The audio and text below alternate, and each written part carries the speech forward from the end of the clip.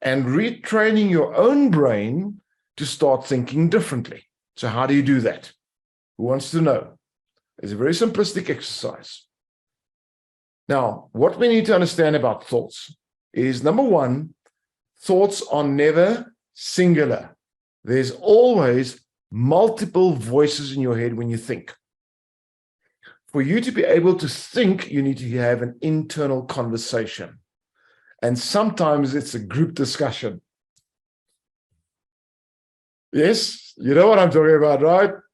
Should I go? No, you can't. But what if you know? All these voices. So it's fleeting, but it's also sometimes very confusing. And sometimes you have a brilliant thought, and 3 seconds later, you've forgotten what you just thought of. So thinking is not long-term sustainable, because it comes and it goes, it shifts, changes. Thinking is highly influenced by your emotions, by your environment, by situation, by a whole variety. If you're hungry, you think different to what you will if you've been fed. It changes. Now, for you to retrain your brain to think differently, you need to do two things. Number one, when you speak, for the brain to be able to verbalize what it was thinking, it needs to keep that thought. Now, what I'm teaching you guys now, I see someone saying page 20. I'm not even in the manual at the moment, guys. I teach a huge amount of stuff that's not in the manual. Be aware of it. This is not in the manual. For you to be able to speak, you need to reconstruct your thoughts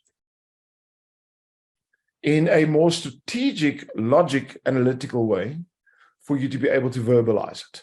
So speaking, number one, is a way of retraining your brain to think differently, to think more structured. But the best way is writing. The written word and the spoken word and the thinking words are all different. To be able to write something down, the brain has to analytically put things into a strategy and a structure of comprehension, so that when you read it at a later stage, it makes sense. So to be able to do that, it means the brain needs to linger on those thoughts a little bit longer. And the more you start writing your thoughts down, the more you teach your brain to sustain certain thoughts and to think in a more structured way. Now, if you only write down negative thoughts, what are you teaching your brain? How to strategize and structure negative thoughts. If you write down positive thoughts, thoughts that create gratitude,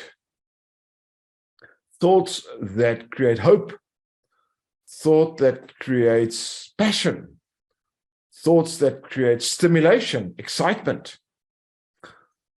If you start writing them down, what are you teaching your brain to do? To linger on those thoughts, to structure them better. And for some reason, magically, you'll find it start manifesting in your life more often. I write a huge amount. I'm constantly writing. I've always got like 100 pens handy. My whole house, next to my bed, my dining room table, outside, everywhere. I've got clipboards, notebooks, pens all over the place. Because I'm constantly writing. If a thought comes into my mind, I've trained my brain, it's taken years, but I want to be able to think orderly. I want to be able to think options, opportunities. I want to think magnificent thoughts. Train your brain. So when my client speaks to me, and my client is speaking negative words, I don't repeat the negatives. I reframe them into opportunity languages. So if someone says to me, I'm having a bad day, I'll respond, say, awesome, now you know it can only get better. If someone says, I've been failing my whole life, that's great. What a learning curve that must have been. You can probably write books about all the stuff you've learned in life. I wonder what will happen if you apply all this learning now in a positive direction.